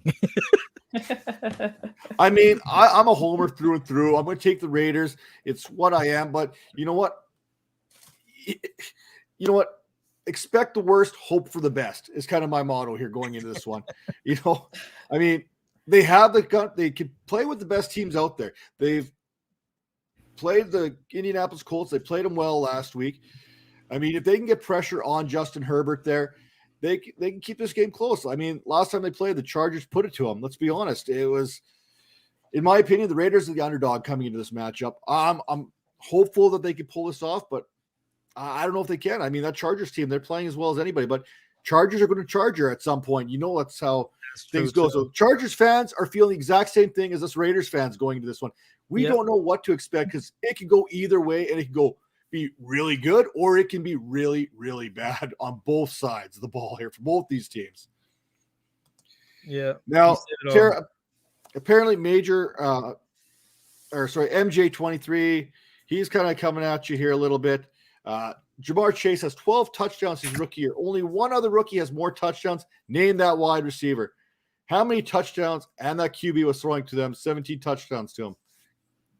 Wouldn't it be Randy Moss or Jerry Rice? I'm sorry, I got to read the question again. I honestly zoned out a little on that. I just heard who's the other receiver, and I was like, went with those two. I mean, only other rookie that has more touchdowns. Let's see. Calling you out, Tera. Hey, don't be MJ23. Don't be calling out Tera, bro. Don't make me come and find you. It's okay. No, I get it. I get it, but you I think gonna you be calling out the out Tera to answer. No, I don't know. Calling I you don't out. know. It's all caps. It's like I don't know. I'm confused by the question. I'm sorry. I was thrown off. I was looking ahead, trying to get myself in 1998, a young rookie out of the University of Marshall had 17 touchdowns Told you. for the Minnesota Vikings. Randy Moss. Don't worry. Randy. Well, we're Nice. family here. We don't let nobody. We don't let nobody come at our family like that. But yeah, that was, I thought it was more a quick answer this. Oh no. so for me, my comeback player of the year, and you can argue it all you want. Lots of people go with an injury player coming back from injury, this and that. How about a player coming back from fantasy purgatory? That's where I'm going here. In 2020, Leonard Fournette finished as the RB 35. Right now, in 2021, in only 14 games, he is the RB 5. I mean, that is a comeback for me. You jumping up 30 spots, and you're doing it in 2 less games. So you know what, Fournette? You get my my comeback player of the year award this year. He's a receiver now, man. Like he's the best receiving running back in the league now. He's always been able to catch the ball out of the backfield. He did it with Jacksonville for a long time, mostly because Jacksonville had nothing else to do, and Fournette was that offense, but he was a good pass-catching back. He gave you good PPR numbers in Duval County. And now with Tom Brady here, and you seen it all started in the playoffs there. Fournette got rolling in the playoffs, and he continued on in 2021. So I can't wait to see who that player is this year who is going to make that huge comeback here for going in the playoffs and carried on into the 2022 season. No disrespect, Major. All fun and games here. Respect. Let's see if we go rapid fire because we never do that very well. Breakout player of the year, best value, outperforming that ADP Tera. Oh man, you're gonna make me rapid fire on the one I was just looking. So this is why I was distracted from the question and all confused. It's James Conner, and I wanted to verify he was RB 35 in ADP. That's behind guys like Ronald Jones, Trey Sermon, Raheem Mostert, Gus Edwards, even Chase Edmonds as well. And he is currently RB8, but through week 14, RB6 in full PPR. Incredible. Yeah, the people that drafted him, it paid off for you. Look at us. We got stats coming out of our yin-yangs here this week, man. We got all kinds of stats and facts backing up our claims here. Major, what do you got for us? I don't have a stat for you, but I do have Joe. I have Joe Burrow. I think I'm just going off of just drafting and just from like when we drafted at the beginning of the year, no one's really talking about this guy. He was coming off of an injury. It was a lot of question marks there. No one knew what Chase was going to be. In the preseason, they didn't look too good. Chase was dropping the ball over the place. It looked bad. And all of a sudden, this guy is now like, well, he's top 3, right? Top 3, top 5? Top 5. I don't know. Top 5. Yeah. So to be a top 5 receiver, quarterback, actually, he should have been my comeback player of the year as well. But I'm on the bandwagon now. I'm totally Joe Burrow, Bengals. I love that team. But yeah, what was his ADP? I know somebody's fact checking it. What was his ADP? Oh, there's no fact check. I'm just clicking a pen. Oh, it makes it sound like I'm doing work. I didn't, but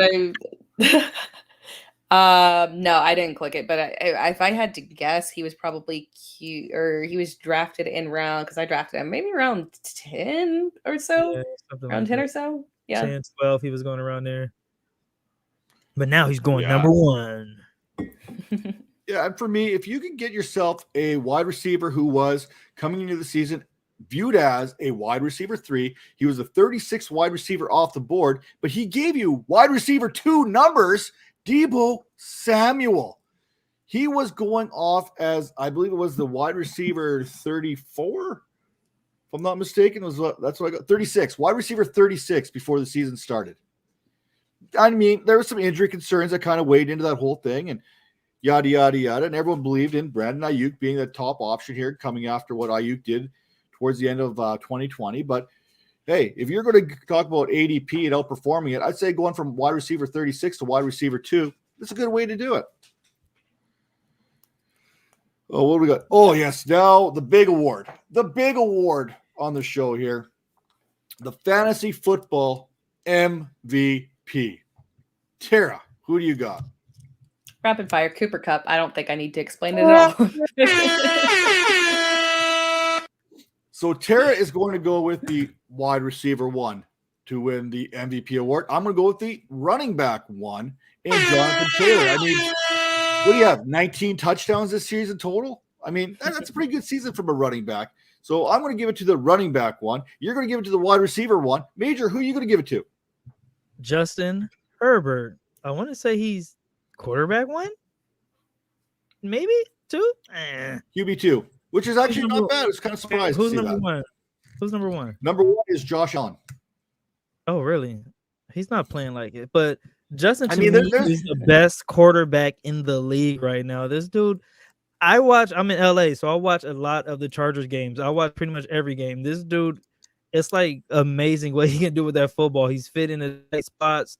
He's like dropping it right over defenders. He's throwing the ball 100 yards in the air. He's running. He's just a little corny. Like, I think if he had a little Joe Burrow swag, I think he would be the guy. But yeah, Justin, he won me over. He made me a Charger fan. Well, the secret of Justin Herbert's success is he grew his hair back. Remember, he like shaved it down. He started looking like that little boy off of Toy Story there that likes to burn things with a magnifying glass. Yeah. Once he shaved his head, he started to struggle a little bit. So he let the locks kind of come back. And we're seeing that year. Now, the difference between Josh Allen and Herbert is actually considerable, surprisingly. Allen has 393 fantasy points. Herbert, QB2, 267, which was a bit of a surprise, that gap between the two, because I wasn't expecting Josh Allen. The rushing, right? It is the rushing touchdowns he adds to that, all that other fun stuff that comes with it. But speaking of fun stuff, we're going to take a little bit of a quick look back on what the bold prediction from 2021 from our show earlier on Fantasy Points, which, by the way, we are proudly brought to you by the Fantasy Points Media Group. Tara, your bold prediction, Aaron Jones as the overall RB1. I don't know if it don't said try to overall. All right, I don't know Michael if it Jackson, said overall. Technically, Oh, no, as I read moonwalking. it, I mean, She's as moonwalking. I read it, I could interpret it as Aaron Jones RB1 range as well. So technically speaking, I don't know. Maybe. Who knows? I mean, I'm pretty sure I can go back. I think we can go back and pull the clip. I think we can go back and pull that clip on that show, because I think we did ask for clarification on that too. Pretty confident. She still left it very vague for us. She's good at. That's what I said. She should run for president because she knows how to keep things vague. She's going to tell us that she forgot to put the extra one in that as the RB11. Yes. I would be fantastic running as president. I'd be, giving you facts and doing this kind of motion all the time. Thing, as I like speaking. it. Well, saying nothing and everything. While we're piling on Tara here, tell the people what your prediction was. I'm gonna let you do that, Matt, because I think you're just gonna enjoy it a little bit more than me. Oh, I definitely enjoy it. There's no doubt about it. I enjoy the suffering and I had others as much as anybody. Jameis Winston will win the MVP of the Canadian Football League. Which he still did not do. No, at the beginning, but hey, that first game, I had you guys. You guys were in that first game. Oh, yeah, I know that 186 yards. I was shaking in my boots on that. He beat Aaron Rodgers, though. Like, remember I won that at the beginning? That was a good old memory. Aaron has been on vacation. I think his LASIK surgery kind of went awry as it regressed as he played. So each game it got worse and worse. So yeah, is this it for him? Is he done now? Like, what's going on? What do you guys think? I think he'll get another. I think he'll get another shot. He's the best quarterback on that Saints roster right now. I think he's still better than Taysom Hill. He's definitely better than Trevor Siemian. Unless the Saints are going out there and make a bold move like a Russell Wilson, or they're going to go draft. I think they have to go draft. I mean, we'll get into the draft show a little bit later, but there's no quarterback in this draft that I believe is going to be a difference maker, a franchise quarterback. I mean, Malik Willis, I think it's sleeper. Sam Howell, we were talking about him much more highly last year. Matt Carroll, some people got on board on him this year. I'm not a big fan of him either. I don't think there's that quarterback that I would take in the first round. Like, when I'm looking at this quarterback group, there's not a quarterback here that I give a first round grade to. So that's saying a whole heck of a lot right there. But there's a ton that are going to be like. What's the kid from Pitt? It's a good year. Pickett. It's a good year. It's a good year for them coming out because there's a lot of quarterback needy teams. People that decided to come out this year right here. That's probably your smartest move, to just go ahead and jump right in there and see where you can land. Well, and I think the quarterbacks coming out next year are even better than the ones that are coming out this year. So I think there's a good reason to get out while you can, because this is probably as high as your market's going to be. Now, question, MJ's kidding us again here. Saints or Niners? If the Saints win and the Niners lose to the Rams, Saints are in. Now, obviously, nobody cares. Neither the Saints or the Niners will go far. But who you got? I think I've got MJ, I've you're got the not Niners on my win. good side, bro. First you came at Tera, and now you're coming at my Now you're Niners, coming at bro. the Like, Niners. what's going on, right? MJ, what's going on, bro? Like, we have to talk. Like, hit me up in the DM. We'll figure this out. Like, let's figure this out. So, MJ, for me, I've got the Niners winning this one.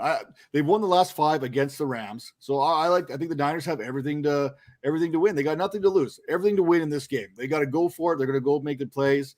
This and that. I'm not sure the Saints beat the Falcons this week. I mean, I like Atlanta playing spoiler here. You've got Taysom Hill. You've got, there's nothing that really scares me about the Saints where I can say, you know what? Yes, they are going to beat the Falcons. I mean, Alvin Kamara is there, but we've seen this matchup play out already once this year. You know what I mean? So I'm not sure.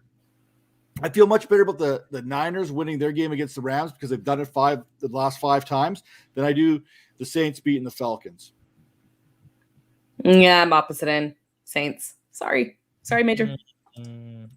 Well, Tara she's been wrong before, so I'm going Niners, and you already know. Not as much as you. She said like so factual, I believe her, but I'm pretty sure I was right more. Like, I'm going to throw this out here. Atlanta won 27-25 the last time these two teams met in New Orleans. This game's in Atlanta. This is not a guaranteed win for the Saints by any stretch of the imagination. It's a different matchup, though. It's a different matchup. And MJ, I'm rooting hard for my Raiders. I know there's a lot of people rooting for the Chargers here. I don't know how this one's going to play out, honestly, but I'm hoping the Raiders pull this off because, you know what, it's been since 2016 since we were in the playoffs last. So I'm hoping for the Raiders, but, I mean, both these teams have taught their fan bases how to be disappointed when it's all said and done. I think I'm going Chargers on that one. I don't know. They've been incredibly shaky. So it's basically I don't know. It's literally a toss up. Chargers have been very underwhelming, but I think the Chargers will pull it out. I think Matt said it right earlier when he said like the Raiders and the Chargers fans are both kind of like just waiting for them to mess up. It's just like they're going to Charger and the Raiders are going to Raider. You know what I mean? So it's sad, but you know, hopefully they can overcome that soon. But yeah. It's sad. And then my bold prediction from preseason here, I said that Jacoby Myers would finish in the top 12 in receptions and targets. And I was pretty much laughed off the stage on this one. Look, 19th in receptions, 21st in targets, wide receiver 31 in fantasy. It wasn't that far off, and it was as bold as it gets. Sounds pretty far off. Not really. It's literally like 5 points.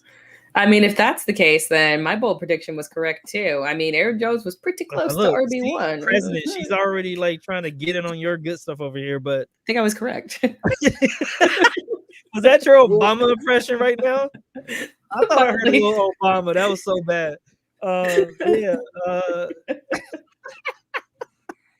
Hey, you guys are straight maniacs. What's that? So upset. Okay. I don't think you got laughed off the stage though. You did on Twitter. You got roasted. Roasted hell on Twitter, but I don't think we roasted you. Why would I? Jacoby Myers was one of my players in my little videos off season. So I don't. And I'm going to keep preaching about stashing Jacoby Myers and picking up as much Jacoby Myers this offseason as you possibly can get because things are only going up for him and Kendrick Bourne. I think that's a good combination, a very underrated combination for receivers. I think they're going to get some receivers in the offseason. I think it's the end for both of those guys. We know what their formula is. They've got what they want on the offense. They're going to run the ball. They're going to play good defense, and they're not going to turn over the ball. That's going to be the identity of the Patriots moving forward. Oh, that's true. They got Ramondre. Go ahead. What's a bold take heading into 2022, Tara? I mean, bold, not crazy, but bold.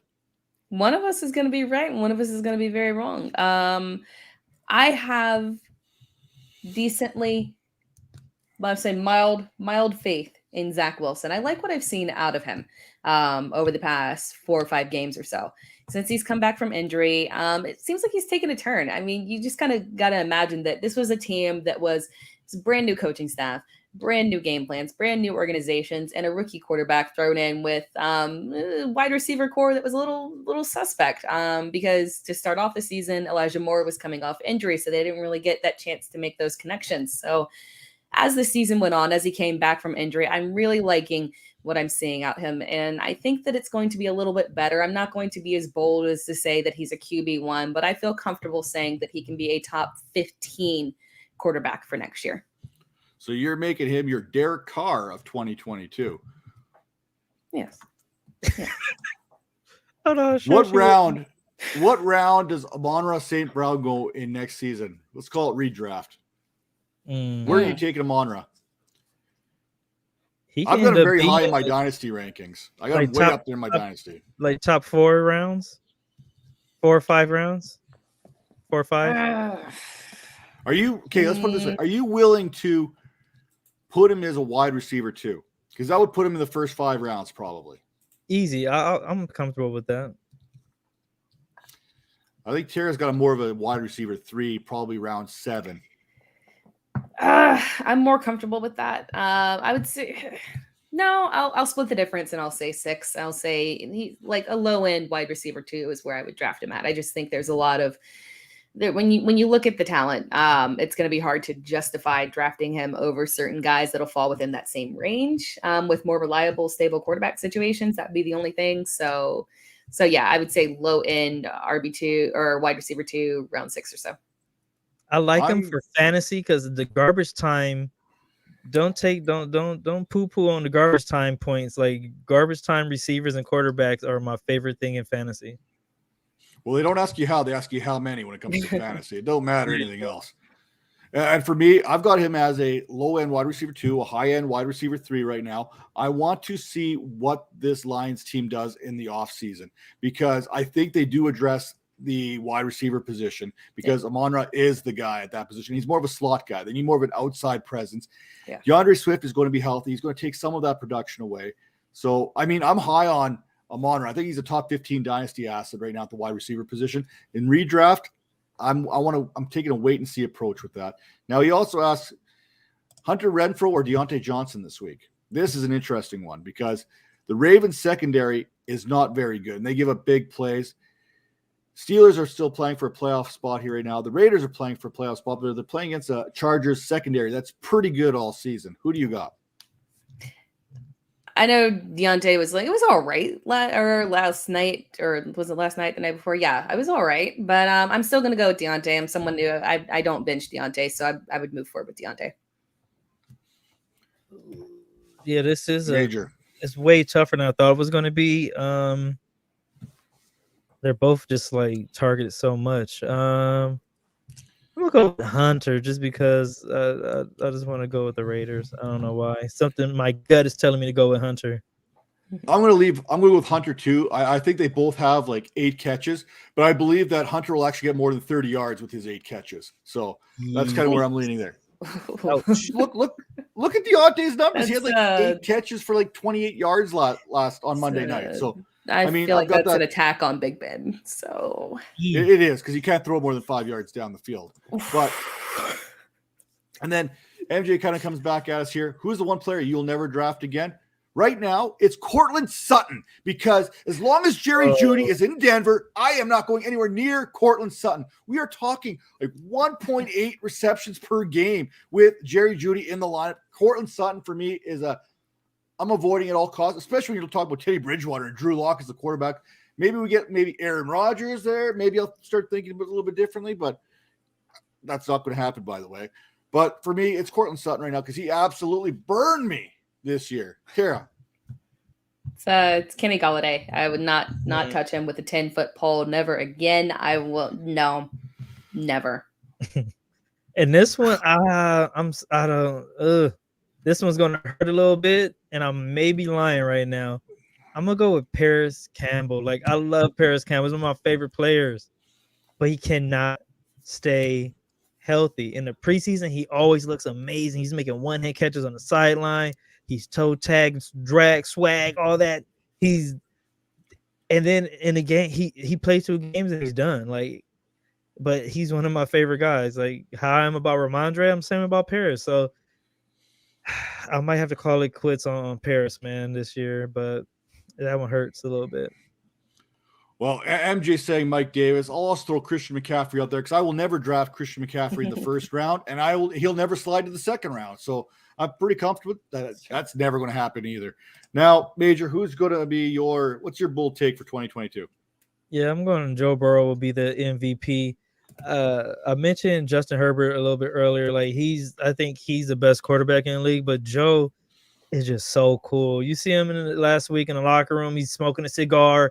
He's dancing. He just, the swag is going to win him the MVP. And those plays to Jamar Chase and T. Higgins, like those 50-yard bombs. If they put that all together, everyone stays healthy, he's going to be that guy. He has the personality for it, and he has the arm for it. So I'm going Joe Burrow. I'm just glad his knee was healthy enough to dance in the change room, in the dressing room. I mean, he was just kind of doing a top part. He was up here like this. He wasn't doing the legs, but still. It wasn't as far as Odell on that torn ACL. Or not Odell, sorry, Jameis. Yeah, that was some pretty nice dance moves that Jameis pulled out there. But for me, I'm going to give you some spicy takes here because Zach Wilson will not be a top 15 quarterback for the New York Jets because Russell Wilson will be a New York Jet. Tera is going to Manhattan, baby. We are going to see Russell Wilson in Gotham. Maybe he'll be the new Batman for the New York Jets, or maybe TJ Watt gets 25 sacks next year and breaks the record again, or Jonathan Taylor goes back to back with the MVP award. Oh, that's some. Are you adding stuff with John Taylor? I am. I'm giving everything here because he's just trying to increase his odds because one of them. I mean, literally, Jonathan Taylor has not going to happen. Jonathan Taylor has to win the first one first. So, hey, so if Zach Wilson ends up in Seattle, is he still top 15? You actually might have a better chance at that. Yeah, exactly. I was just about to say that. Yeah. Yes, if he ends up with DK and Tyler Lockett, yeah. Feel pretty good about that one. He's a little bit closer to home. I think he'll be good. Mm-hmm. That's actually a good trade, man. Now I think about it. It could work for both teams. It really could. Now, we are in the new year. We're officially in 2022. We're still in the 2021 fantasy season. But it's always a good time to look back, reflect, and then project forward with a good old-fashioned New Year's resolution. Tera, what is that New Year's resolution for you, and what does it mean? For me, it's important to make a resolution that really matters. It's not only to me, but to the team as a whole. It makes us all better. And my New Year's resolution is to debate more players with Major and continue my streak of dominance of being correct compared to him. And I just think it's what really benefits the show as a whole. So, that's my New Year's resolution. Love you, Major. Well, I just like how she likes to debate you on this because she already knows that she's already won every debate with me, or she knows that or she about you anymore. Actually, I think the truth is she knows better than to debate with me. There it is. Never get in. Listen up, Bill. Here's some words of wisdom for anyone in fantasy football right now that's looking for a good pearl of wisdom. You never get in an argument with an idiot because they will bring you down. No, listen. I'm not done yet. You never get in an argument with an idiot because they will bring you down to their level and then beat you with experience. But that last part. You remember that time that you swore up and down I was wrong about Cedric Wilson against the Raiders, and I was right. So yeah, you tried to bring me down, but I was still up there. So I don't think you're right on this. Don't sell yourself short. Oh no, I'm an idiot. I'm 100% confident in that. Now, you can have one of these three, this combination here. Would you rather have Herbert, Eckler, or Allen? Burrows,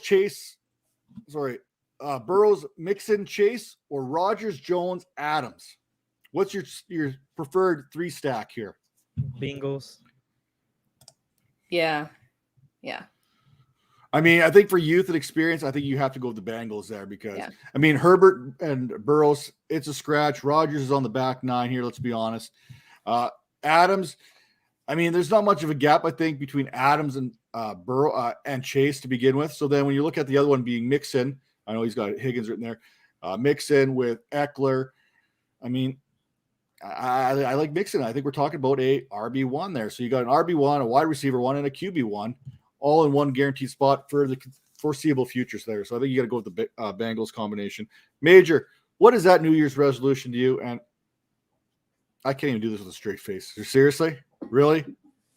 I'm gonna continue just to be awesome. Like you guys every week hear me run down all of my hits all the time. I get them right. I don't know how I do it. It just comes to me in my sleep, and I wake up like, oh, I need to select this, write this down. I'm a savant when it comes to this football stuff. Like most people like study and write. I don't even watch football. Just wake up and it comes to me. I'm just awesome at this, guys, and I just enjoy sharing the knowledge with you guys and just trying to make you guys better. You know what I'm saying? Like that's all it is. Wait, Matt, what are you writing down? When Matt's writing something, I get afraid. You probably should be afraid because what I write, I don't even know what I'm going to write. I think you just timestamp this right now. Funny story. Whenever you see one of the videos I do, there's a whole script, and I start to read it, and then I quit because I can't read. So I don't know why I'm even writing anything on the side. But the truth is, if a tree falls in a forest, does it make a sound? If Major makes a prediction, but no one actually hears it or sees it, did it actually exist? Everyone that is the question I it, pose.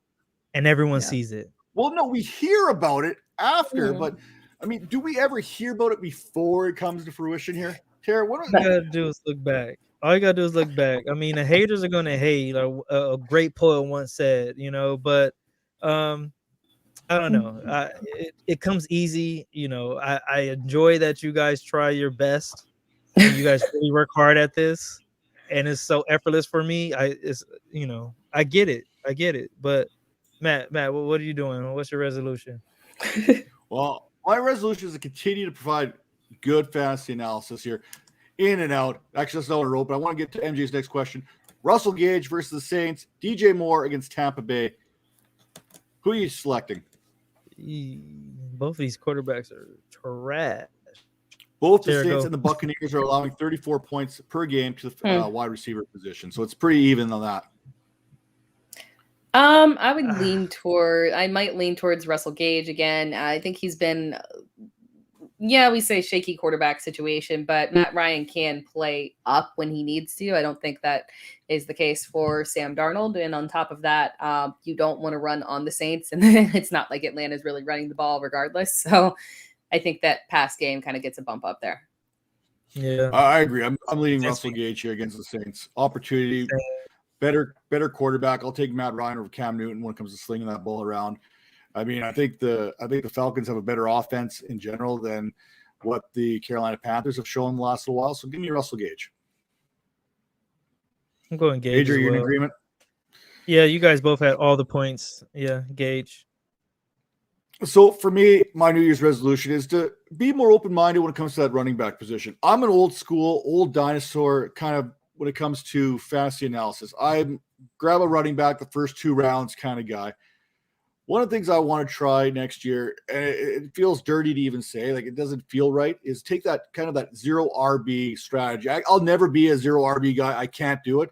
But maybe a more modified, take a more modified 0 RB thing where I take a running back in round 1 or round 2, that kind of anchor RB, and then kind of go back. Because we've seen a lot of fantasy championships were won this week with Sony Michel, Darrell Williams, these running backs that were grabbed off the waiver wire. That 0 RB mantra was true there to a degree. So maybe take more of an anchor running back approach where I get that big stud, that Jonathan Taylor in the first round, and then pile on those wide receivers because we're seeing what these wide receivers are putting up for numbers, and then grab some running backs around 7, 8 a little bit later. That's kind of what I'm looking at here. So that's kind of what Ryan Tannehill versus Tennessee, Ben Roethlisberger versus Baltimore. Tannehill. Yeah, Tannehill. I don't. Big Ben can't throw anymore. It's sad. Drunk punch boxer. And I would agree with that. I'm going with Tannehill a little bit here too, because if the Kansas City Chiefs win on Saturday, that's going to put a little bit of pressure on the Titans, and they're going to have to play. It's not going to be a gimme there for them, so they're going to have to go. And I think the Texans, they're going to put some points up on the board on the Titans too, because that secondary of the Titans isn't that good. Look for Brandon Cooks to have a big week this week. Now, the other part of my thing here is to just continue to build up those around you, help promote analysts within the community.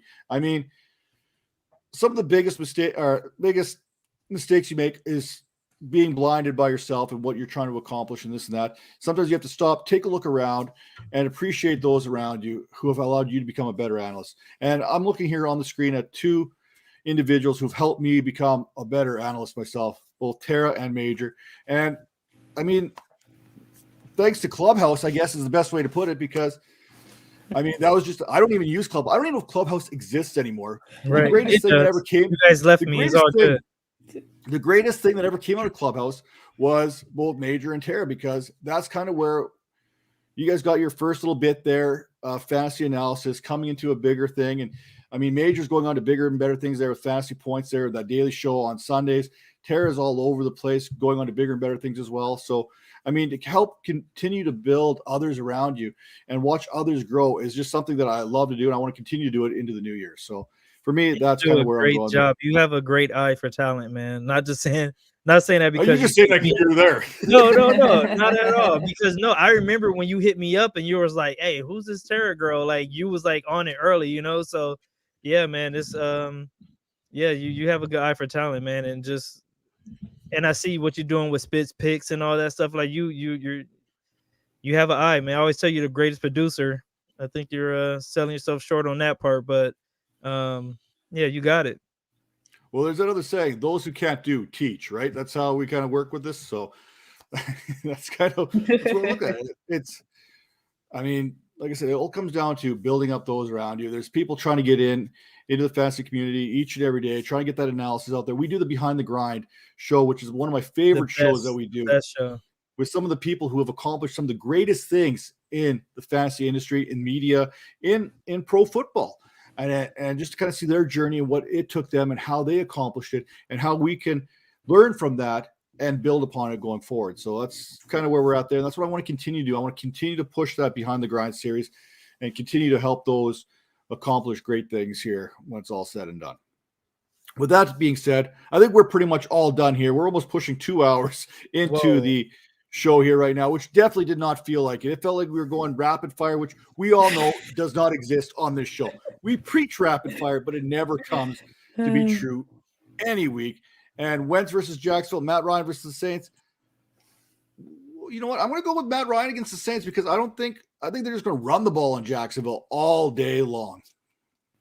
Yeah. Well, what was the other option? You said Matt Ryan and who else? Carson Wentz or Matt Ryan? I'm still on Wentz. Yeah, I'm going Wentz as well. I guess I'm the lone wolf on this one. So with that, I say, oh, and that is it for the Dynasty Vipers ViperCast, brought to you by the Fantasy Points Media Group. We will see you next week, like we see you every week, and stay tuned for the Behind the Grind series. We'll kick off here in just a few short weeks away. You're not going to want to miss that. Again, head over to fantasypoints.com and take advantage of that subscription that they got going here right now, that kind of off-season deal. You will not regret it, because there's all kinds of information for a very low price. So get on it today. See you later.